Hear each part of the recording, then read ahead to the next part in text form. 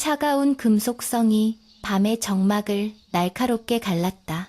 칠흑 같은 어둠 속에서 번뜩이는 서슬퍼런 칼날이 서연의 목덜미를 향해 쇄도하는 찰나, 그녀의 비명조차 공포에 질려 목구멍 안으로 삼켜져 버렸다. 죽음의 공포가 전신을 마비시키려는 그 순간, 짐승의 포효와도 같은 거친 숨소리와 함께 누군가의 그림자가 섬광처럼 끼어들었다. 둔탁한 타격음이 울려 퍼지며 서연의 눈앞까지 다가왔던 칼날이 허공으로 튕겨 나갔고 비릿한 피냄새가 순식간에 코끝을 찔렀다.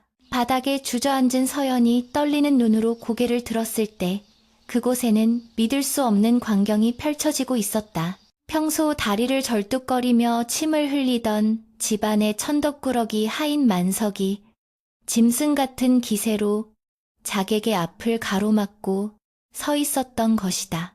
그의 등은 평소의 구부정한 모습이 아닌 마치 천년을 버텨온 바위처럼 단단하고 거대해 보였다. 달빛이 구름 사이로 흘러나와 만석의 얼굴을 비추자 흉측하게 일그러진 화상 자국이 붉게 달아오른 듯 기괴하게 꿈틀거렸으나 그보다 더 충격적인 것은 그의 눈빛이었다. 초점 없이 흐리멍덩하던 그 눈동자는 온데간데 없고 마치 먹잇감을 노리는 맹수와도 같은 살기가 서연을 등진 채 자객들을 응시하고 있었다. 자객들 또한 예상치 못한 복병의 등장에 당황한 듯 잠시 주춤거렸으나 이내 서로 눈빛을 교환하고는 동시에 검을 치켜들며 만석을 향해 달려들었다. 3명의 자객이 펼치는 합공은 빈틈이 없어 보였으나 만석은 손에 들고 있던 몽둥이 하나로 그들의 검격을 모조리 받아내고 있었다. 몽둥이가 허공을 가를 때마다 바람을 찢는 파열음이 들렸고 그의 움직임에는 군 더덕이라곤 찾아볼 수 없었다. 절뚝이던 오른쪽 다리는 땅을 단단히 지탱하는 축이 되어 있었고 몽둥이를 휘두르는 팔의 근육은 터질 듯이 팽창했다. 물러가라. 이곳은 너희 같은 놈들이 발을 들일 곳이 아니다. 만석의 입에서 나온 목소리는 평소의 어눌한 말투가 아닌 지옥 밑바닥에서 끌어올라오는 듯한 굵고 낮은 저음이었다. 그 목소리에는 감히 거역할 수 없는 위압감이 서려 있어 서연은 자신이 알고 있던 만석이 맞는지 의심스러울 지경이었다. 짧지만 격렬했던 공방이 끝난 후 자객 중 한 명이 팔이 꺾인 채 신음을 토하며 뒷걸음질 쳤다. 그들은 만석의 무위가 예사롭지 않음을 직감하고는 낭패 섞인 욕설을 내뱉으며 어둠 속으로 몸을 감췄다. 자객들이 사라진 것을 확인한 만석은 그제야 긴장이 풀린 듯 거칠게 몰아쉬던 숨을 고르며 천천히 몸을 돌렸다. 서연은 공포와 경외감이 뒤섞인 눈빛으로 그를 올려다보았다. 만석이 피 묻은 몽둥이를 바닥에 떨어뜨리고 서연에게 다가오자 그녀는 반사적으로 몸을 움츠렸다. 하지만 만석은 서연에게 손을 대는 대신 털썩 무릎을 꿇고는 다시 예전의 그 어수룩한 표정으로 돌아와 있었다. 아가씨, 괜찮으셔유? 헤헤. 방금 전에 살기등등하던 무사의 모습은 온기조차 남지 않고 사라졌고 눈앞에는 다시 침을 흘리며 실실 웃는 바보 만석만이 남아있을 뿐이었다. 서연은 혼란스러움에 머리가 어지러웠다. 분명 자신이 본 것은 환영이 아니었으나 눈앞의 만석은 너무나도 태연하게 평소의 모습으로 돌아가 있었다. 다음 날 아침 서진사댁의 마당에는 여느 때와 다름없이 장작 패는 소리가 울려 퍼졌다. 쩍쩍하고 갈라지는 장작 소리는 규칙적이었으나 그 소리를 듣는 서연의 마음은 어젯밤의 기억으로 인해 걷잡을 수 없이 요동치고 있었다. 그녀는 사랑방 문틈으로 마당 한 구석에서 땀을 흘리며 일하고 있는 만석을 몰래 훔쳐보았다. 그는 흉측한 얼굴에 흐르는 땀을 더러운 소매로 쓱 닦아내며 지나가는 개에게 돌을 던지고 혼자 낄낄거리는 등 영락없는 모자란 하인의 모습이었다. 하지만 서연은 알고 있었다. 어젯밤 자신의 생명이 경각에 달렸을 때 그가 보여주었던 그 찰나의 눈빛과 움직임은 결코 우연이 아니었다. 서연의 아버지인 서진사는 가세가 기울어 몰락한 양반이었기에 집안에는 늙은 행랑아범과 주방을 보는 찬모, 그리고 어디서 굴러 들어왔는지 알 수 없는 만석이 하인의 전부였다. 서진사는 조정에서의 당파 싸움에 휘말려 벼슬을 잃고 낙향한 뒤 술과 한탄으로 세월을 보내며 집안을 돌보지 않았다. 그런 집안 사정 탓에 담장은 무너져 내리고 대문은 삐걱거렸으니 밤손님이 드나들기에 더할 나위 없이 좋은 환경이었다. 하지만 어젯밤의 침입자들은 단순한 도둑이 아니었다. 그들은 명백히 누군가의 목숨을 노리고 온 살수들이었다. 서연은 문을 열고 마당으로 나섰다. 인기척을 느낀 만석이 장작을 패던 손을 멈추고 뒤를 돌아보았다. 아가씨, 나오셨슈? 날이 찬데. 헤헤. 만석은 짐짓 과장되게 몸을 떨며 바보스러운 웃음을 지어 보였지만 서연은 그의 눈을 똑바로 응시하며 천천히 다가갔다. 만석아, 어젯밤 일이 기억나지 않느냐? 서연의 물음에 만석의 눈동자가 아주 미세하게 흔들리는 것을 그녀는 놓치지 않았다. 그러나 만석은 이내 고개를 갸웃거리며 대답했다. 어젯밤이유? 어제는. 만석이 배가 아파서 일찍 잤는데유. 꿈에서 맛있는 떡을 먹었구만요.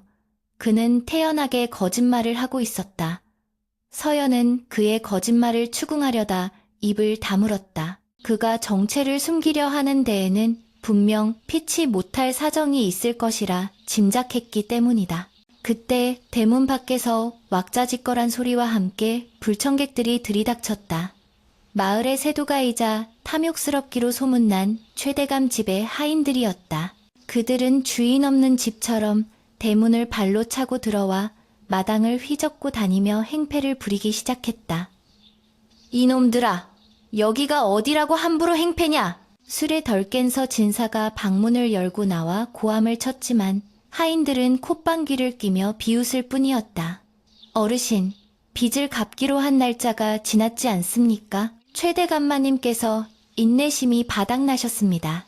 우두머리 격인 사내가 거들먹거리면서 진사 앞으로 다가가 위협적으로 말했다. 서진사는 분함에 몸을 떨었으나 가진 것 없는 몰락 양반이 당장의 빚을 갚을 방도는 없었다. 그 광경을 지켜보던 만석은 구석에 쭈그리고 앉아 벌벌 떠는 신협을 했다.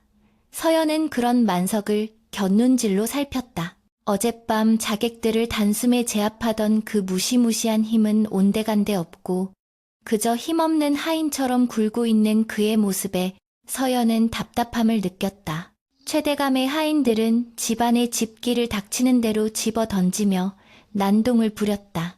장독대가 깨지고 애써 말려놓은 고추가 마당에 흩어졌다. 오늘 당장 돈을 내놓지 않으면 집문서라도 가져가겠다. 사내가 으름장을 놓으면서 진사의 멱살을 잡으려던 순간 서연이 그 앞을 막아섰다. 그만두지 못해! 관아에 고발하겠어! 서연의 당찬 외침에 사내는 기가 차다는 듯 헛웃음을 터뜨리더니 음흉한 눈빛으로 서연을 위아래로 훑어보았다. 호, 서진사 영감에게 이런 고운 딸이 있었구만. 돈이 없으면 이 계집이라도 데려가서 대감마님께 바치면 빚을 좀 탕감받을 수 있겠어. 사내가 더러운 손을 뻗어 서연의 팔목을 낚아채려 했다. 서연이 비명을 지르며 뿌리치려 했지만 사내의 힘을 당해낼 수는 없었다. 바로 그때 구석에 쭈그리고 앉아있던 만석이 비틀거리며 일어나더니 마치 발이 꼬인 것처럼 사내 쪽으로 넘어졌다. 어이쿠, 나 죽네. 만석이 요란한 소리를 내며 사내의 등 위로 덮치듯 쓰러지자 사내는 중심을 잃고 앞으로 고꾸라지며 진흙탕에 얼굴을 처박았다. 이 미친놈이! 사내가 벌떡 일어나 흙투성이가 된 얼굴을 닦으며 만석을 발로 걷어찼다. 만석은 떼굴떼굴 구르며 엄살을 피웠다. 아이고, 잘못했슈. 다리가 말을 안 들어서 살려주셔유. 하인들이 몰려들어 만석을 구타하기 시작했다. 주먹과 발길질이 만석의 몸에 쏟아졌지만 그는 비명만 지를 뿐 반항하지 않았다. 서연은 그 모습을 보며 입술을 깨물었다. 만석은 맞으면서도 교묘하게 몸을 웅크려 급소를 피하고 있었고 그가 넘어지며 사내를 덮친 것은 명백히 자신을 구하기 위한 고의적인 행동이었다. 그는 바보 행세를 하며 묵묵히 폭력을 감내하고 있었다. 서연의 가슴 속에서 알 수 없는 뜨거운 것이 울컥 치밀어 올랐다. 한바탕 소란이 지나가고 최대감의 하인들이 물러가자 마당은 폐허처럼 엉망이 되어 있었다. 만석은 멍이 든 얼굴을 하고도 해실해실 웃으며 흩어진 장작을 다시 모으고 있었다. 서연은 부엌으로 들어가 따뜻한 물을 대야에 담고 깨끗한 천을 챙겨 나왔다. 그녀는 만석에게 다가가 조용히 말했다. 이리 와 앉거라. 만석이 쭈뼛거리며 뒷걸음질 쳤지만 서연의 단호한 눈빛에 못 이겨 마루 끝에 걸터 앉았다. 서연이 물수건으로 만석의 터진 입술과 멍든 뺨을 조심스럽게 닦아내자 만석의 몸이 흠칫 굳어졌다. 가까이서 본 그의 얼굴은 화상 흉터로 인해 일그러져 있었지만 그 눈동자만은 깊고 맑은 호수처럼 고요했다. 왜 그랬느냐? 왜 바보같이 맞고만 있었어? 서연의 물음은 질책이 아니었다. 그것은 안타까움과 고마움, 그리고 그의 정체에 대한 깊은 호기심이 담긴 나직한 속삭임이었다. 만석은 서연의 시선을 피하며 먼 산을 바라보았다. 그의 시선이 머문 곳은 첩첩산중 너머 한양 쪽 하늘이었다. 아주 잠시 그의 얼굴에 짙은 회한과 고독의 그림자가 스쳐 지나갔다.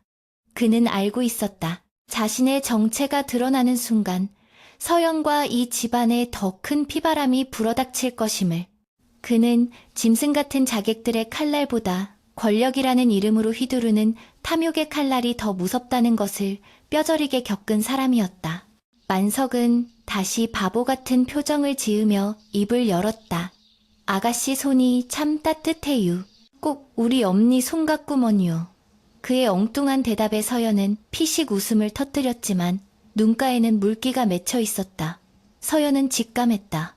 이 남자는 단순한 하인이 아니며 자신과 이 가문의 운명을 송두리째 바꿔놓을 거대한 비밀을 품고 있다는 것을, 그리고 그 비밀의 문이 이제 막 열리기 시작했다는 것을 바람에 흔들리는 풍경 소리가 예고하듯 댕그렁거렸다. 서진사 댁의 아침은 밝았으나 그 기운은 흡사 초상집과도 같이 무겁고 차가웠다. 지난밤 최대감 하인들이 휩쓸고 간 자리는 폭풍우가 지나간 들판 마냥 처참하기 그지없었다.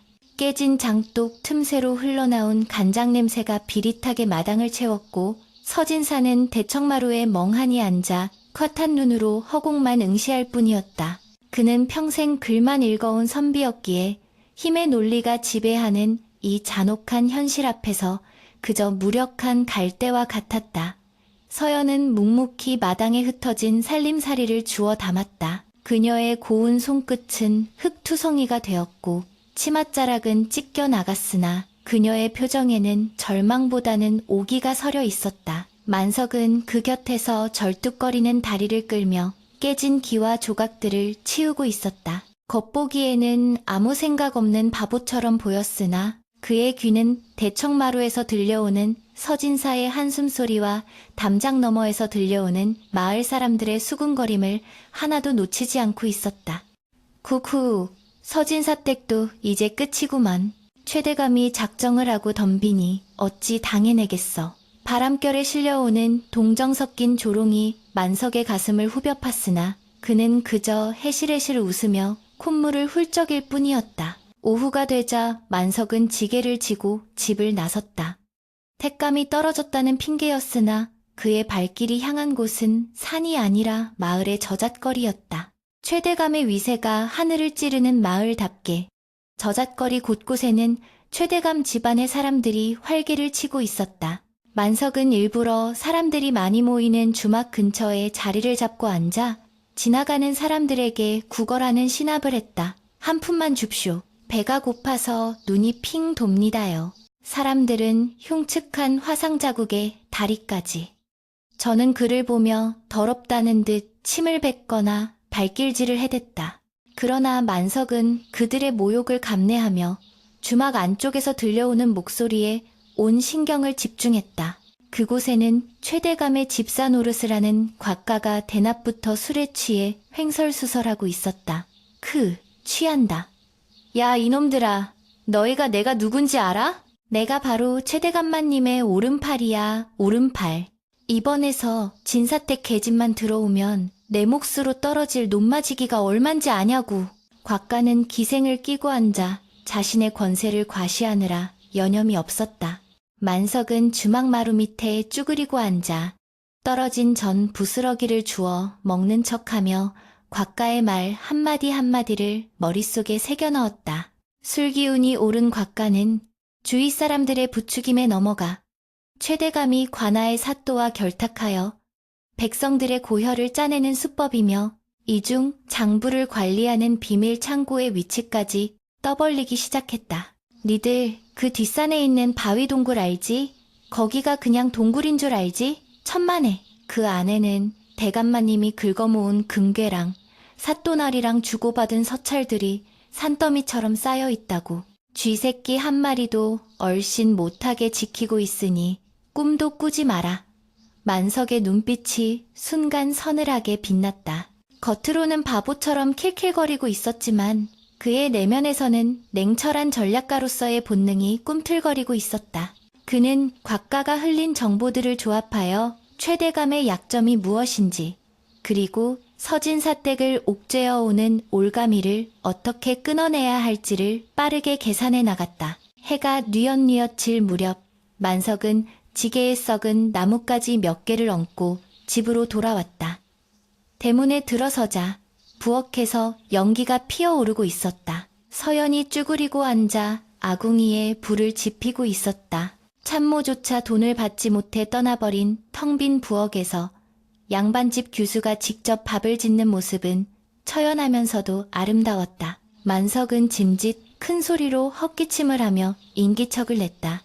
아, 아가씨, 만석이 왔어요. 나무해 왔어요. 서연이 그을음 묻은 얼굴을 들고 그를 반겼다. 왔느냐? 고생했다. 어서 씻고 오너라. 그녀의 목소리에는 지친 기색이 역력했으나 만석을 대하는 태도만은 따뜻했다. 만석이 대충 냇가에서 얼굴을 씻고 마루 끝에 앉자 서연이 작은 소반을 들고 나왔다. 평소 하인들이 먹던 개다리 소반이 아니었다. 비록 반찬은 김치와 나물 몇 가지 뿐이었으나 김이 모락모락 나는 흰 쌀밥과 정갈하게 놓인 수저는 서연이 그를 얼마나 귀하게 여기는지를 보여주고 있었다.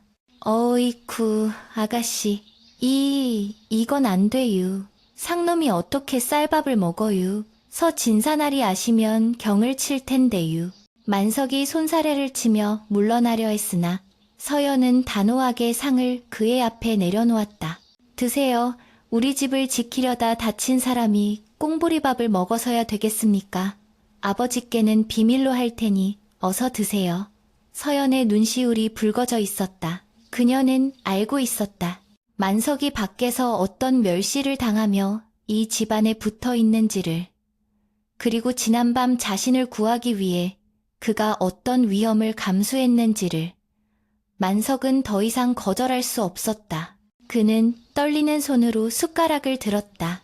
목구멍으로 넘어가는 따뜻한 밥알이 마치 서연의 마음인 양 그의 얼어붙은 가슴을 녹여내렸다. 한참 동안 말없이 밥을 먹던 만석이 툭 하고 한마디를 던졌다. 아가씨, 너무 걱정 마셔요. 쥐구멍에도 벼뜰 날 있다고 했어요. 그 최대감인가 뭔가 하는 양반도 언젠가는 벌 받을 날이 올 거구먼요. 그날 밤 만석은 잠을 이루지 못하고 행랑채 문 밖으로 나왔다. 밤하늘에는 구름에 가려진 달이 희미한 빛을 뿌리고 있었다. 그는 품속 깊숙이 숨겨두었던 작은 단도를 꺼내어 달빛에 비추어 보았다. 녹이 쓴 겉면과는 달리 날은 서슬 퍼렇게 살아있었다. 이것은 그가 과거에 지니고 다니던 검의 조각을 갈아 만든 것으로 그가 누구였는지를 증명하는 유일한 물건이었다.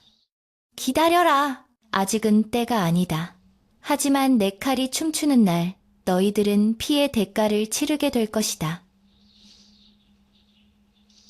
만석은 곽가가 말했던 뒷산의 동굴을 떠올렸다. 최대감의 목을 조일 결정적인 증거가 그곳에 있다. 그러나 지금 섣불리 움직였다가는 오히려 진사댁을 위험에 빠뜨릴 수 있었다. 그는 인내해야 했다. 바위처럼 침묵하며 폭풍이 몰아칠 때까지 기다려야 했다. 서연의 안위가 걸려있는 이상 그는 그 어느 때보다 신중하고 치밀해야만 했다. 다음 날부터 최대감 측의 압박은 더욱 거세졌다. 최대감은 빚을 핑계로써 진사의 논밭 문서를 하나씩 빼앗아갔고 급기야는 서진사댁의 유일한 안식처인 기와집마저 내놓으라고 으름장을 놓았다. 서진사, 자네가 살 길은 하나뿐이야. 딸 자식을 내 첩으로 보내면 내 빚은 없는 셈 쳐주지. 게다가 자네 늑마에 편히 살 집 한 채 정도는 마련해 줄 수도 있어. 최대감이 직접 행차하여서 진사를 회유하고 협박했다. 비단옷을 휘감고 기름진 얼굴을 한 최대감의 모습은 탐욕 그 자체였다. 서진사는 치을 떨며 거절했지만 그의 목소리에는 힘이 없었다. 마당 한 구석에서 빗자루질을 하던 만석은 그 광경을 지켜보며 잡고 있던 빗자루 자루가 으스러지도록 힘을 주었다. 당장이라도 달려나가 저 돼지 같은 놈의 목을 베어버리고 싶었지만 그는 이를 악물고 참아냈다. 지금은 바보 만석이어야 했다. 최대감이 방심하고 자신의 모든 패를 드러낼 때까지 그는 철저히 무능한 하인으로 남아야 했다. 서연은 방 안에서 이 모든 대화를 듣고 있었다. 그녀는 거울 앞에 앉아 자신의 얼굴을 들여다보았다. 창백하지만 기품 있는 얼굴이었다. 그녀는 결심한 듯 입술을 깨물었다. 아버지를 살리고 가문을 지키기 위해서라면 자신의 한 몸 희생하는 것쯤은 각오해야 할지도 모른다. 하지만 그녀의 뇌리에 스치는 한 사람의 얼굴이 있었다. 흉측한 얼굴 뒤에 강인한 영혼을 숨기고 있는 남자, 만석이었다. 그가 보여주었던 그날 밤의 눈빛은 그녀에게 말하고 있었다. 포기하지 말라고. 아직 끝나지 않았다고. 서연은 방문을 열고 마당으로 나갔다. 그리고 최대감을 똑바로 응시하며 말했다. 대감마님, 법도에 어긋나는 일은 하지 마십시오. 하늘이 보고 있습니다. 서연의 섯을 펄은 일갈에 최대감은 잠시 흠칫했으나 이내 비열한 웃음을 흘렸다. 하하하, 하늘, 이 고을에서는 내가 곧 하늘이다. 계집이 안 칼지니 더 마음에 드는구나. 내 인내심을 시험하지 마라. 조만간 가마를 보낼 테니 그리 알아라. 최대감이 돌아간 뒤 집안에는 다시금 무거운 침묵이 내려앉았다. 서진사는 방으로 들어가 통곡을 했고 서연은 마루기둥을 잡고 가까스로 몸을 지탱했다. 그때 만석이 슬그머니 서연의 곁으로 다가왔다. 그의 손에는 산에서 캐온 산딸기 몇 알이 들려 있었다. 아가씨, 이거 드셔요. 달아요. 투박한 손에 들린 붉은 산딸기는 마치 그의 붉은 마음처럼 보였다. 서연은 그 산딸기를 받아들고 왈칵 눈물을 쏟았다. 만석아, 나는 무섭다. 저들이 또 무슨 짓을 할지. 서연이 처음으로 약한 모습을 보이며 흐느꼈다. 만석은 주저하다가 조심스럽게 자신의 낡은 저고리 소매로 그녀의 눈물을 닦아주려다 멈칫했다. 감히 천한 자신이 손댈 수 없는 고귀한 분이었다. 그는 대신 바닥에 엎드려 절을 하며 낮고 굵은 목소리로 맹세하듯 말했다. 아가씨, 걱정 마셔요. 제 목숨이 붙어있는 한 그 누구도 아가씨 털끝 하나 건드리지 못하게 할 것이구먼요. 제가 다 막아낼 것이구먼요. 그날 밤 만석은 다시는 돌아오지 않을 사람처럼 자신의 짐을 정리했다. 낡은 옷가지 몇 벌과 집신 한 켤레, 그리고 그가 숨겨왔던 붉은 검. 그는 검을 꺼내어 천으로 정성스럽게 닦았다. 검신에 비친 그의 얼굴은 더 이상 바보하인 만석이 아니었다. 그것은 한때 왕의 곁을 지키며 천하를 호령했던 무장 강우의 얼굴이었다. 영모의 누명을 쓰고 얼굴에 불지짐을 당한 채 도망쳐야 했던 비운의 장군. 그는 이제 자신의 과거와 마주할 준비를 하고 있었다. 서연을 지키기 위해서는 어둠 속에 숨겨두었던 자신의 진짜 모습을 꺼내야만 했다. 설령 그 끝이 파멸일지라도 그는 이 작고 여린 여인을 위해 다시 칼을 잡기로 결심했다. 바람이 불어와 문풍지를 떨게 했다. 그것은 다가올 폭풍을 예고하는 전주곡과도 같았다. 만석은 검을 다시 품에 넣고 어둠 속으로 스며들었다. 최대감의 비밀 창고. 그곳이 오늘 밤 그가 향할 전장이었다. 폭풍은 예고 없이 들이닥치는 법이라더니 서 진사댁을 덮친 재앙이 꼭 그러했다. 이른 아침의 정적을 깨고 관아의 포졸들이 들이닥친 것은 순식간의 일이었다. 삐걱거리는 대문이 박살날 듯 열리고 붉은 오라를 든 포졸들이 마당으로 쏟아져 들어왔다. 죄인 서용진은 오라를 받으라. 우렁찬 고함 소리에서 진사가 버선발로 뛰쳐나왔으나 그는 변명할 기회조차 얻지 못했다. 포졸들은 다짜고짜서 진사의 무릎을 꿇리고 팔을 뒤로 꺾어 포박했다. 이게 무슨 짓인가? 내게 무슨 죄가 있다고 이러는가? 서 진사의 울부짖음은 공허한 메아리가 되어 흩어졌다. 방 안에 있던 서연이 비명을 지르며 뛰쳐나와 아버지의 다리를 붙잡고 매달렸다. 아버지! 안 됩니다. 우리 아버지가 무슨 죄를 지었다고 이러십니까? 놓아주세요, 제발. 그녀의 애절한 호소에도 포졸들의 표정은 쇠처럼 차가웠다. 개 중 한 놈이 귀찮다는 듯 서연의 어깨를 거칠게 밀어버리자 그녀는 힘없이 바닥에 내동댕이 쳐졌다. 흙먼지가 그녀의 고운 얼굴을 덮었고 치마폭은 찢겨나갔다. 마당 구석에서 이 광경을 지켜보던 만석의 눈에서 시퍼런 불꽃이 튀었다. 당장이라도 달려나가 포졸들의 목을 비틀고서 진사를 구해내고 싶은 충동이 화산처럼 끓어올랐다. 그의 손은 이미 주먹을 꽉 쥐어 손톱이 살을 파고들고 있었고 다리 근육은 팽팽하게 긴장되어 있었다. 하지만 그는 움직일 수 없었다. 지금 나섰다가는 단순한 공무집행 방해가 아니라 영모의 잔당이 숨어 있었다는 빌미를 제공하여서 진사댁을 멸문지화의 구렁텅이로 몰아넣을 것이 뻔했다. 최대감이 파놓은 함정은 생각보다 깊고 치밀했다. 만석은 피가 배어나올 정도로 입술을 깨물며 고개를 숙였다. 그는 다시 바보 흉내를 내며 벌벌 떠는 실함을 했다. 아이고 나으리들, 우리 대감마님 잡아가지 마셔유. 무서워유. 그는 짐짓 포졸의 바짓가랑이를 잡고 늘어졌으나 포졸은 걷어차며 침을 뱉었다. 저리 비켜 이 병신아. 재수없게 어디서 거지 같은 놈이 달라붙어. 만석은 마당을 뒹굴며 통곡하는 서연을 곁눈질로 보았다. 그녀의 절망적인 눈빛이 그의 가슴을 후벼 팠다. 조금만 참으십시오 아가씨. 내 반드시 이 치욕을 갚아드리리다. 서진사가 끌려가고 난 뒤 집안에는 죽음보다 더한 적막이 감돌았다. 서연은 마루에 엎드려 실신할 듯 울다가 지쳐 잠시 멍하니 하늘을 올려다보았다. 희망이라곤 찾아볼 수 없는 잿빛 하늘이었다. 그때 대문 밖에서 인기척이 들리더니 낯익은 얼굴이 들어왔다. 최대감의 집사 곽가였다. 그는 거들먹거리며 마당으로 들어와 비열한 웃음을 흘렸다. 집안 꼴이 말이 아니구먼. 아가씨, 너무 슬퍼하지 마시오. 다 살 길이 있어서 온 것 아니겠소. 곽가는 품에서 종이 한 장을 꺼내 흔들었다. 대감마님께서 마지막 자비를 베푸셨소. 사흘 뒤 대감마님의 칠순 잔칫날. 아가씨가 자진하여 대감마님의 첩으로 들어오겠다고 서약하면 아버님을 풀어주신다.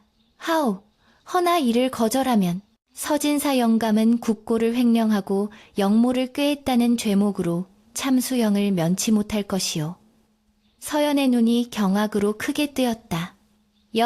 영모라니요. 아버님은 그저 낙향한 선비일 뿐입니다. 곽가는 비웃으며 대답했다. 죄야 만들면 그만인 것을.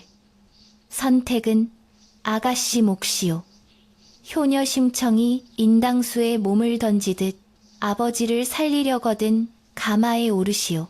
곽가는 서약서를 마루 위에 툭 던져놓고는 휘파람을 불며 사라졌다.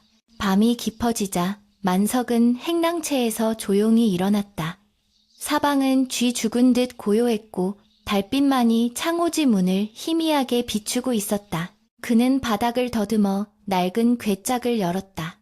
괴짝 깊숙한 곳, 겹겹이 쌓인 무명천을 풀어헤치자 붉은 검집에 쌓인 장검이 모습을 드러냈다.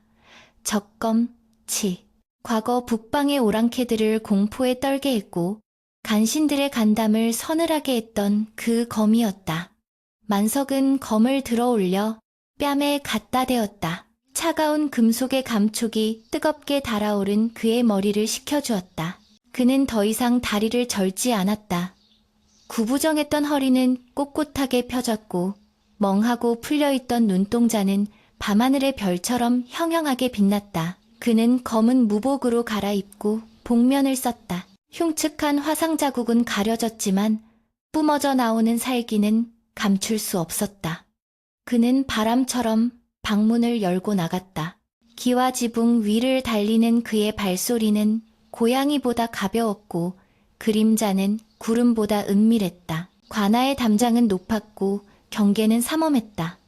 곳곳에 횃불을 든 포졸들이 순찰을 돌고 있었으나 만석에게는 어린아이의 장난과도 같았다. 그는 담장 너머의 나무 위로 소리 없이 뛰어올라 순찰병들이 지나가는 틈을 타 어둠 속으로 낙하했다. 착지하는 순간에도 모래알 하나 튀지 않았다. 그는 그림자 속에 몸을 숨긴 채 옥사 곡시 쪽으로 이동했다.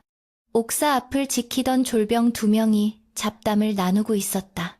최대감 그 양반 욕심도 많지. 그 늙은 나이에서 진사 딸을 탐내다니. 쉿. 낱말은 새가 듣고 반말은 쥐가 듣는다잖아. 돈이면 귀신도 부리는 세상인데 우리가 뭘 어쩌겠어. 그들의 대화가 끝나기도 전에 만석이 그들의 뒤에서 나타났다. 퍽퍽 2번의 짧은 타격음과 함께 졸병들은 비명 한 번 지르지 못하고 허물어졌다. 만석은 그들을 끌어다 보이지 않는 곳에 눕혀놓고 졸병의 허리춤에서 열쇠 꾸러미를 챙겼다. 지하 감옥은 눅눅하고 곰팡이 냄새가 진동했다. 횃불이 일렁일 때마다 감옥 안에 참혹한 풍경이 드러났다. 죄수들의 신음소리가 바닥을 기어다니는 벌레 소리처럼 들려왔다. 만석은 가장 안쪽의 독방으로 향했다. 그곳에서 진사가 있었다. 하루 만에 10년은 늙어버린 듯한 서진사는 피투성이가 된 채 차가운 바닥에 쓰러져 있었다. 나리. 만석이 작게 속삭이며 자물쇠를 따고 들어갔다. 서진사가 힘겹게 눈을 떴다. 누구냐? 나를 죽이러 왔느냐? 서진사는 눈앞에 서 있는 복면의 사내가 자객이라 생각하고 몸을 움츠렸다. 만석은 천천히 복면을 벗었다. 드러난 얼굴은 화상 흉터로 일그러진 만석의 얼굴이었지만 서진사는 순간 숨을 들이켰다. 눈앞의 사내는 자신이 알던 바보 하인이 아니었다. 그 위압감, 그 눈빛, 서진사의 기억 속 깊은 곳에 묻어두었던 오래전 조정에서 보았던 한 무장의 모습이 겹쳐 보였다. 자네는 설마 서진사 어른 소인 만석이옵니다. 아니 과거에는 강우라 불렸던 놈입니다. 만석이 무릎을 꿇고 정중하게 예를 갖추었다. 강우. 그 이름은 서진사에게도 전설과도 같은 이름이었다. 선대왕의 총애를 받던 호위무관이자 북방을 평정했던 명장. 그러나 간신들의 모함으로 영모죄를 뒤집어쓰고 멸문지화를 당해 사라졌던 비운의 영웅. 서진사는 떨리는 손으로 만석의 손을 잡았다. 자네가 살아 있었단 말인가? 어찌 내 집에? 만석은 고개를 숙였다. 도망치다 쓰러진 저를 거두어 주신 분이 바로 돌아가신 어르신의 부친이셨습니다. 은혜를 갚고자 신분을 숨기고 살아왔으나 이제 더 이상 숨어 있을 수만은 없게 되었습니다. 만석은 품에서 서찰 한 통을 꺼내서 진사에게 건넸다. 그것은 지난 10년간 그가 모아온 최대감과 사또의 비리 증거, 그리고 그들이 역모를 꾀하고 있다는 결정적인 단서가 적힌 상소문의 초안이었다. 어르신, 사흘 뒤 재판이 열릴 것입니다. 그때까지 부디 살아남으셔야 합니다. 이 서찰의 내용을 기억해 두십시오. 놈들이 무슨 죄를 씌우든 절대 인정하지 마시고 당당하게 맞서셔야 합니다. 만석의 목소리는 단호하고 강인했다. 서진사는 눈물을 흘리며 고개를 끄덕였다. 내 딸 서연이는 어찌 되었느냐? 아가씨는 제가 목숨을 걸고 지킬 것입니다. 염려 마십시오. 만석은 진사의 흐트러진 옷매무새를 다듬어 주었다. 밖에서 인기척이 들려왔다. 순찰병들이 교대할 시간이었다. 시간이 없습니다. 저는 이만 물러가겠습니다. 부디 강건하십시오. 만석은 다시 복면을 쓰고 옥사를 빠져나왔다. 서진사는 어둠 속으로 사라지는 만석의 뒷모습을 보며 절망의 구렁텅이에서 한 줄기 빛을 본 듯 가슴을 쓸어내렸다. 그의 손에 쥐어진 차가운 옥바닥 위에서 뜨거운 희망의 불씨가 타오르기 시작했다. 만석이 집으로 돌아왔을 때 동쪽 하늘이 푸르스름하게 밝아오고 있었다. 그는 재빨리 무복을 벗어 감추고 다시 누더기 옷을 걸쳤다. 그리고 마당으로 나가 아무 일도 없었던 것처럼 비를 들고 마당을 쓸기 시작했다. 잠시 후 사랑채 방문이 열리고 서연이 나왔다. 그녀는 하얗게 질린 얼굴에 결연한 표정을 짓고 있었다. 그녀는 밤새 한숨도 자지 못한 듯 눈가에 붉은 기운이 감돌았다. 서연은 마당 한가운데에 섰다. 그리고 하늘을 향해, 아니 담장 너머 어딘가에 있을 최대감을 향해 들리라는 듯 나직하지만 또렷하게 말했다. 아버지를 살릴 수만 있다면 내 기꺼이 그 불구덩이 속으로 들어가리라. 그녀의 목소리는 떨리고 있었지만 그 안에 담긴 의지는 꺾이지 않는 대나무와 같았다. 빗자루질을 하던 만석의 손이 멈칫했다. 그는 서연의 뒷모습을 바라보며 속으로 절규했다. 아가씨, 그리하지 않으셔도 됩니다. 조금만 기다려 주십시오. 이제 곧 모든 것이 끝날 것입니다. 사흘이라는 시간은 화살처럼 빠르게, 때로는 천년처럼 더디게 흘러갔다. 최대감은 승리감에 도취하여 마을 전체에 잔치를 벌일 준비를 했다. 서진사 댁의 멸망과 자신의 탐욕을 채울 혼례식이 동시에 치러질 예정이었다.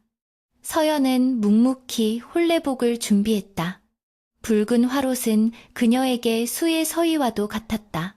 만석은 그 사흘 동안 밤마다 어둠 속을 누비며 마지막 준비를 마쳤다. 그는 과거 자신의 부하였던 지금은 산속의 은거에 있는 옛 동료들에게 전가를 보냈다. 그리고 한양으로 향하는 파발마에 은밀한 서신을 띄웠다. 이제 모든 말은 판 위에 놓였다. 장군 멍군을 부를 때가 온 것이다. 혼례식 당일 관아의 마당에는 수많은 구경꾼이 모여들었다. 상석에는 최대감이 거만한 표정으로 앉아 있었고 그 옆에는 탐관오리 사또가 아부를 떨고 있었다. 옥에서 끌려 나온 서진사는 형틀에 묶여 있었고 화려하지만 슬픈 혼례복을 입은 서연이 마당으로 들어섰다. 사람들은 수군거렸다. 저 고운 아가씨가 늙은 도둑놈의 첩으로 들어가다니 하늘도 무심하시지. 서진사 양반 꼴 좀 보게 다 죽어가네 그려.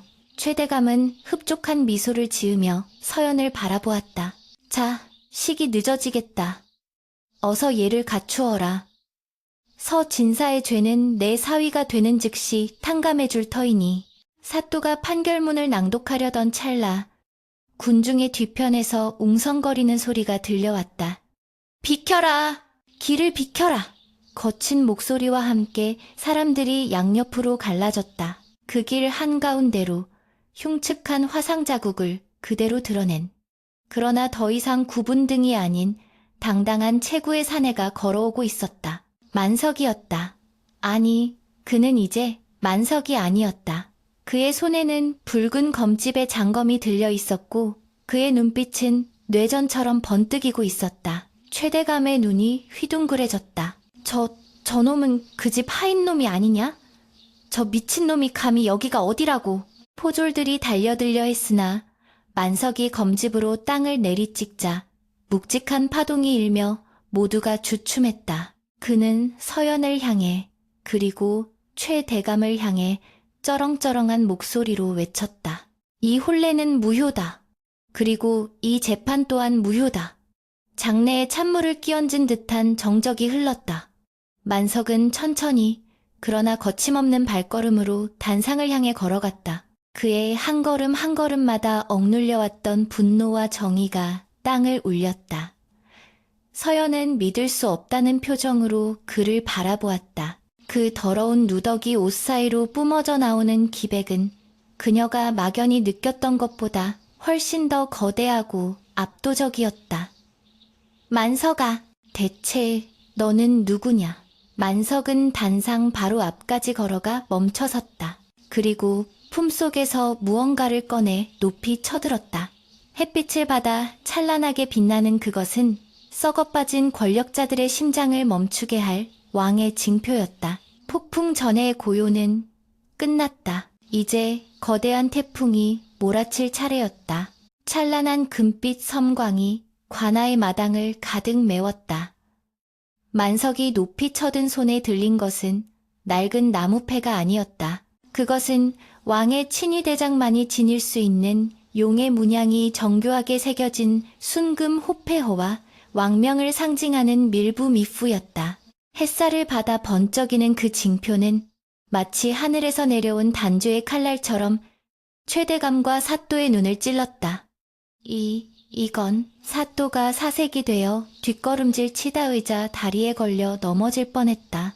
그의 입술은 파랗게 질려 바들바들 떨리고 있었다. 만석은 더 이상 허리를 굽히지 않았다. 그의 당당한 체구는 태산처럼 거대해 보였고 흉측한 화상 자국조차 이제는 징그러운 상처가 아닌 맹수의 용맹함을 증명하는 영광의 훈장처럼 보였다. 내 이름은 만석이 아니다.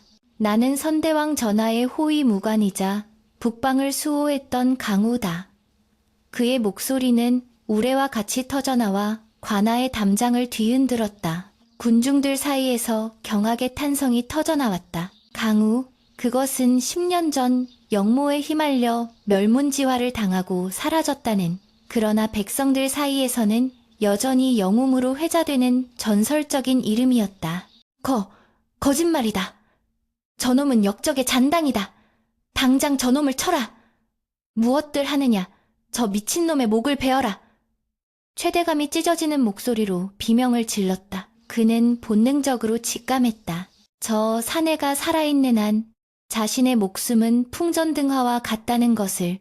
사또 역시 정신을 차리고 포졸들에게 명령을 내렸다. 역적이다. 저놈을 죽이는 자에게는 금 100냥을 주겠다. 금 100냥이라는 말에 주춤하던 포졸들과 최대감의 사병들이 탐욕스러운 눈빛을 번뜩이며 일제히 창과 칼을 겨누고 달려들었다. 수십 명의 병사가 좁혀오는 포위망 속에서도 강우는 미동조차 하지 않았다. 그는 천천히, 아주 천천히 허리춤에 찬 붉은 검집에서 검을 뽑아들었다. 스릉하는 맑고 청아한 금소금이 소름 끼치도록 선명하게 울려 퍼졌다. 붉은 검신이 드러나는 순간 마치 검 자체가 피를 갈구하는 생명체인 양 붉은 기운을 내뿜었다. 어리석은 것들, 불나방이 불 속으로 뛰어드는구나. 강우의 눈빛이 서늘하게 가라앉았다. 제일 먼저 달려든 사병의 칼이 그의 머리 위로 떨어지려는 찰나 강우의 몸이 유령처럼 흐릿해졌다. 팟! 하는 소리와 함께 사병의 칼이 허공을 갈랐고 다음 순간 사병은 비명도 지르지 못한 채 손목을 부여잡고 쓰러졌다. 강우의 검은 보이지 않을 정도로 빨랐다. 그는 불필요한 살생을 피하려는 듯 칼날이 아닌 칼등으로 상대의 급소를 정확히 가격했다. 퍽, 억 하는 타격음과 함께 병사들이 추풍 낙엽처럼 떨어져 나갔다. 오른쪽에서 창이 찔러오면 몸을 비틀어 피하고 왼쪽에서 칼이 날아오면 검으로 쳐내어 상대를 제압했다. 그의 무인은 춤을 추는 듯 유려하면서도 바위를 부수는 파도처럼 강력했다. 서연은 멍하니 그 광경을 바라보았다. 자신이 알던 바보 만석, 밥을 흘리고 다니던 그 어수룩한 사내가 저토록 아름답고도 무시무시한 무신우션이었다니. 그녀의 가슴이 벅차오름과 동시에 알 수 없는 슬픔으로 요동쳤다. 혼란의 도가니 속에서 최대감은 쥐새끼처럼 도망칠 구멍을 찾고 있었다. 그는 슬금슬금 뒷걸음질쳐 관아의 뒷문으로 향했다. 어딜 가느냐, 최가야. 등 뒤에서 들려온 저승사자와 같은 목소리에 최대감은 얼어붙었다. 고개를 돌리자 어느새 포졸들을 모두 제압한 강우가 피 묻은 검을 늘어뜨린 채 그를 노려보고 있었다. 강우의 얼굴에 난 화상 흉터가 분노로 일그러져 더욱 끔찍한 형상을 하고 있었다. 살려줍쇼. 내가 시킨 게 아닙니다. 저 사또놈이 다 꾸민 일입니다. 최대감은 체면도 내던지고 바닥에 납작 엎드려 빌었다. 비겁한 놈. 내 놈의 탐욕이 얼마나 많은 백성의 피눈물을 흘리게 했는지 아느냐. 강우가 한 걸음씩 다가올 때마다 최대감은 오줌을 지리며 뒷걸음질 쳤다. 그때 멍하니 서 있던 사또가 품에서 단도를 꺼내어 형틀에 묶인 서 진사의 목에 겨누었다. 오지 마라. 다가오면 이 늙은이의 목을 그어버리겠다. 사또의 눈은 공포와 광기로 뒤집혀 있었다. 강우의 발걸음이 멈췄다. 서진사는 초연한 표정으로 강우를 바라보았다. 강장군, 나는 괜찮네. 내 목숨 하나로 저런 놈들을 단죄할 수 있다면 기꺼이 죽겠네. 어서 베게. 서진사의 외침에 서연이 비명을 질렀다. 안 됩니다. 아버님. 강우는 검을 쥔 손에 힘을 주었다. 거리가 너무 멀었다. 사또가 칼을 긋는 것이 더 빠를 터였다. 절체절명의 순간 관아의 대문 밖에서 웅장한 북소리가 울려 퍼졌다. 둥둥둥. 땅을 울리는 북소리와 함께 암행어사 출두야 하는 우렁찬 외침이 하늘을 찔렀다. 역졸들이 몽둥이를 들고 물밀듯이 들이닥쳤고 그 뒤로 마패를 높이 든 암행어사가 위풍당당하게 등장했다. 강우가 미리 보낸 서신을 받고 달려온 조정의 지원군이었다. 갑작스러운 사태에 사또가 당황하여 고개를 돌리는 그 찰나의 순간을 강우는 놓치지 않았다. 그의 손에서 붉은 검이 아닌 품에 숨겨두었던 비도가 섬광처럼 날아갔다. 팍! 하는 소리와 함께 비도가 사또의 어깨에 정확히 박혔다. 으아! 사또가 비명을 지르며 단도를 떨어뜨렸다. 강우는 순식간에 거리를 좁혀 사또의 멱살을 잡아 들어올렸다. 네 죄는 왕법으로 다스릴 것이다. 강우는 사또를 바닥에 내동댕이 쳤다. 역졸들이 달려들어 사또와 최대감을 포박했다. 상황은 순식간에 종료되었다. 관아의 마당은 먼지와 신음소리로 가득했지만 그 위로 정의로운 기운이 감돌았다. 암행어사가 단상에 올라 죄인들을 꿇어앉혔다. 그는 강우에게 다가와 정중하게 고개를 숙였다. 강장군, 늦어서 송구하오. 전하께서 장군의 생존 소식을 듣고 얼마나 기뻐하셨는지 모르오. 강우는 묵묵히 고개를 끄덕이며 검을 검집에 꽂았다. 암행어사는 최대감과 사또의 죄상을 낱낱이 읊었다. 죄인 최가는 양민을 수탈하고 불법으로 재물을 축제하였으며 죄인 김가는 관직을 이용하여 뇌물을 받고 무고한 이를 투옥한 죄, 또한 두 사람이 결탁하여 국고를 횡령하고 역모를 꾀한 정황이 포착되었으니 이는 능지처참에 해당하는 중죄다. 최 대감과 사또는 고개를 떨구고 부들부들 떨 뿐 아무런 변명도 하지 못했다. 특히 강우가 던져놓은 이중장부와 서찰들이 결정적인 증거가 되어 그들의 숨통을 조였다. 군중들은 환호했다. 만세, 서진사어른 만세, 강장군 만세. 10년 묵은 체증이 내려가는 듯한 통쾌함에 백성들은 눈물을 흘리며 기뻐했다. 형틀에서 풀려난 서진사는 비틀거리며 일어났다. 서연이 달려가 아버지를 부둥켜 안고 오열했다. 아버지, 아버지. 두 부녀의 상봉에 지켜보던 사람들의 눈시울도 붉어졌다. 강우는 그 환호성 속에서 조용히 뒤로 물러나려 했다. 자신의 역할은 여기까지였다. 그는 다시 어둠 속으로 사라지려 했다. 그때 서연이 고개를 들어 강우를 찾았다. 그녀는 흙투성이가 된 치마를 끌며 강우에게 다가갔다. 장군님. 아니, 만서가. 서연의 목소리에 강우의 발걸음이 멈췄다. 그는 천천히 뒤를 돌아보았다. 흉측한 얼굴, 피 묻은 무복, 살기가 채 가시지 않은 눈빛. 서연이 보기에 두려울 법도 한 모습이었지만 서연의 눈에는 오직 그에 대한 감사와 연민만이 가득했다. 어딜 가시려는 겁니까? 우리를 구해주시고 인사도 없이 가시려는 겁니까?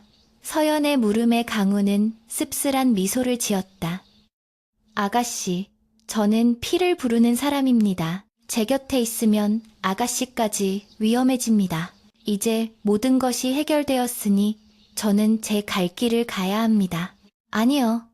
서연은 단호하게 고개를 저었다. 그녀는 다가가 강우의 거친 손을 두 손으로 꼭 잡았다. 당신이 누구든 과거에 어떤 사람이었든 상관없습니다. 당신은 제 생명의 은인이고 우리 가족을 지켜준 산과 같은 분입니다. 그 흉터는 저를 지키다 생긴 상처가 아닙니까? 서연의 따뜻한 온기가 강우의 손을 타고 전해져 왔다. 강우의 흔들리는 눈동자에 서연의 맑은 얼굴이 비쳤다. 10년간 닫혀있던 그의 마음의 문이 삐걱거리며 열리고 있었다. 장군, 가지 마시게. 서진사도 절뚝거리는 다리로 다가와 강우의 어깨를 잡았다. 자네가 없으면 이 늙은이는 누구와 바둑을 두고 누구와 술잔을 기울인단 말인가? 자네는 이미 내 식구네. 암행어사 또한 미소 지으며 거들었다. 전하께서도 장군이 한양으로 올라와 주길 고대하고 계십니다. 하지만 당분간은 이곳에서 몸을 추스르시는 것이 좋겠군요. 저들의 잔당을 소탕하려면 장군의 힘이 필요하지 않겠소? 강우는 주위를 둘러보았다. 자신을 영웅처럼 바라보는 마을 사람들, 악인들이 심판받는 모습, 그리고 자신을 진심으로 붙잡는 진사와 서연. 그는 난생 처음으로 집이라는 단어의 따뜻함을 느꼈다. 칼과 피로 얼룩진 인생에 처음으로 찾아온 평화였다. 그는 잡고 있던 서연의 손을 놓지 않았다. 대신 그 손을 더욱 꽉 쥐며 그녀의 눈을 깊이 응시했다. 알겠습니다. 당분간은, 아니, 아가씨가 허락하실 때까지 만석이로 곁에 있겠습니다. 그의 말에 서연의 얼굴에 환한 미소가 꽃처럼 피어났다.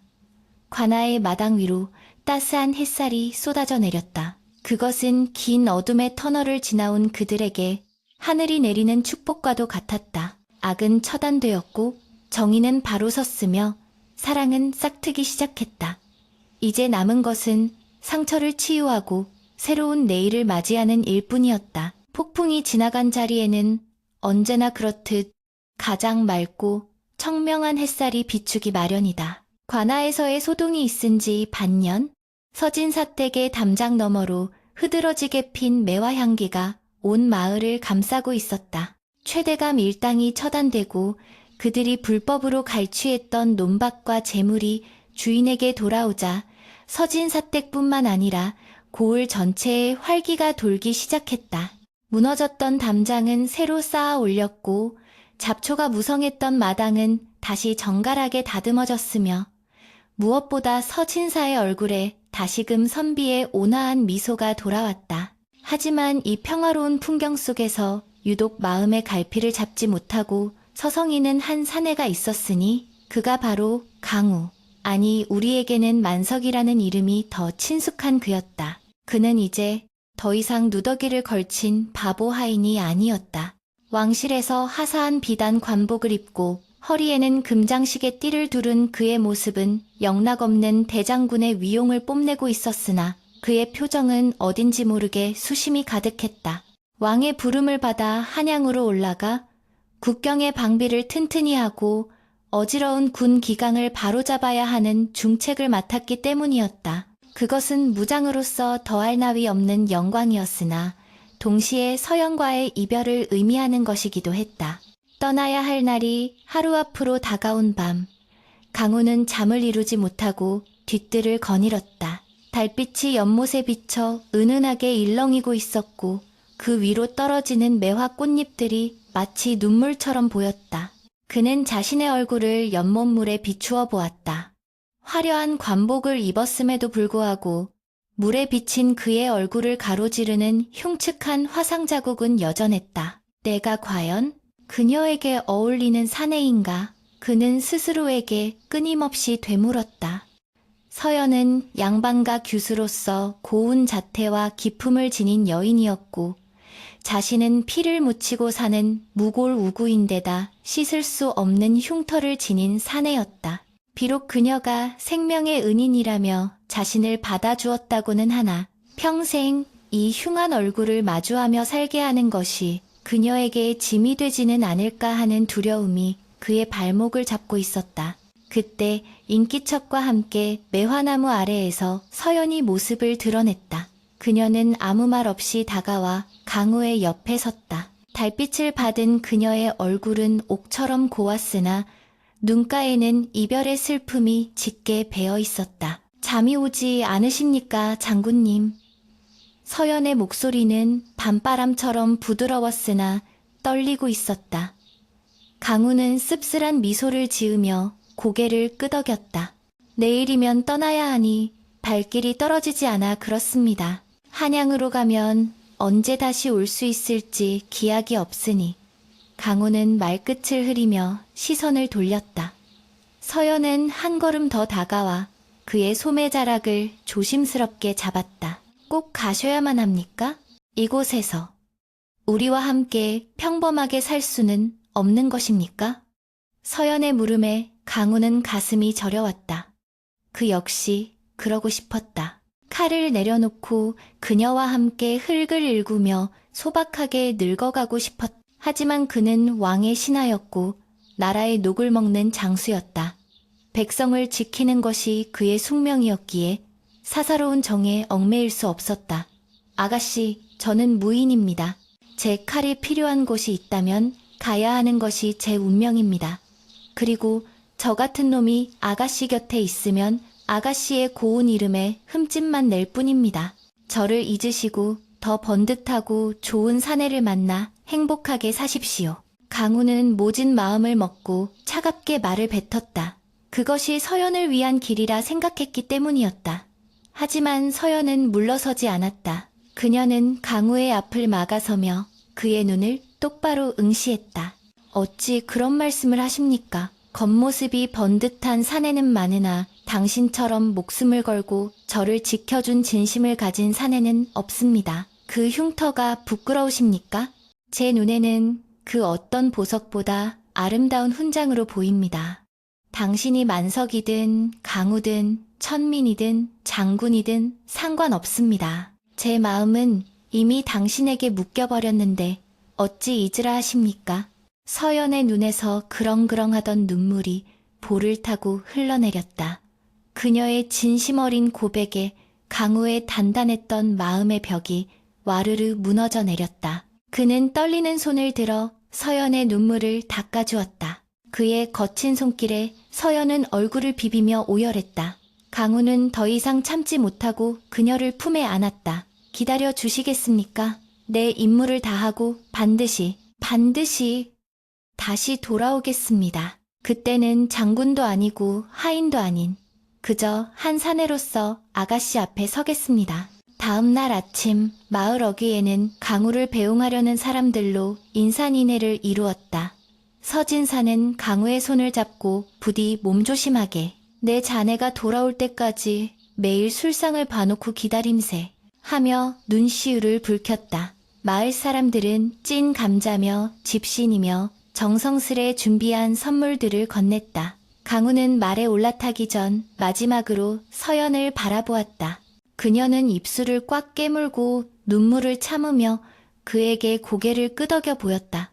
강우는 비장한 표정으로 말에 올랐고 채찍을 휘둘러 한양을 향해 질주했다. 말발굽 소리가 멀어질수록 서연의 마음 한구석이 텅 비어가는 듯 했으나 그녀는 주저앉지 않았다. 그가 돌아오겠다는 약속을 믿었기에 그녀는 강우가 남기고 간 빈자리를 지키며 묵묵히 기다리기로 했다. 계절은 흐르고 또 흘렀다.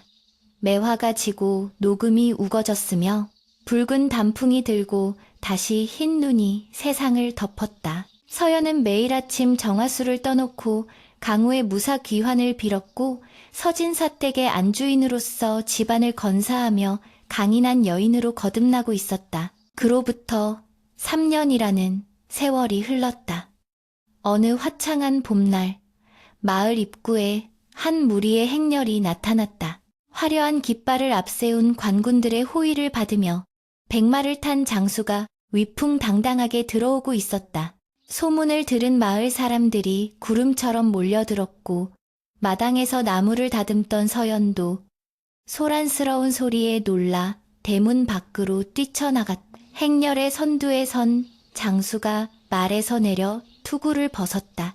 세월의 풍파에 얼굴은 더욱 검게 탔고 눈가에는 주름이 잡혔지만 그 형형한 눈빛과 듬직한 어깨는 변함없는 그 사람 강우였다. 그는 서연을 발견하고는 환하게 웃었다.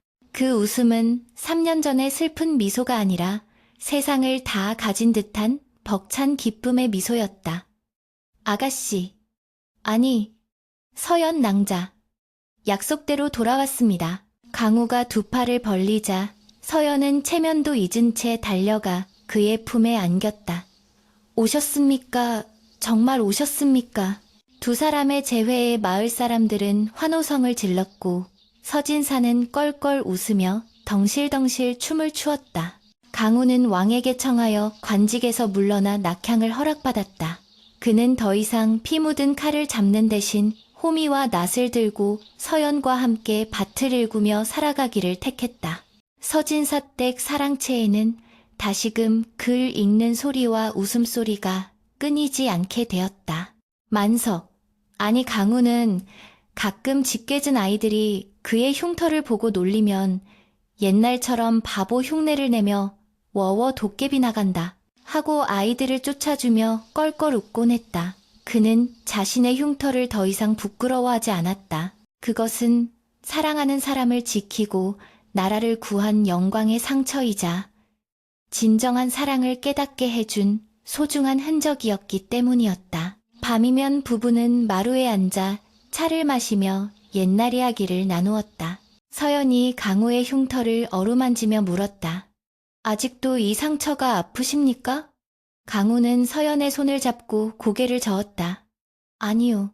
낭자의 손길이 닿을 때마다 이 상처는 꽃이 되어 피어납니다. 매화는 추운 겨울 눈 속에서도 그 향기를 잃지 않는다. 오히려 차가운 시련을 견뎌냈기에 그 향은 더욱 짙고 깊어지는 법이다.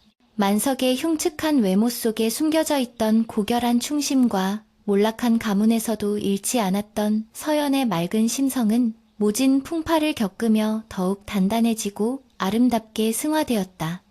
세상 사람들은 겉모습만 보고 미춤의 도를 논하지만 진정한 아름다움은 눈에 보이는 껍데기가 아닌 그 안에 담긴 마음에 있다는 것을, 그리고 인내와 믿음만이 그 마음을 꽃피울 수 있다는 것을 두 사람의 이야기는 우리에게 나지막이 속삭여주고 있다.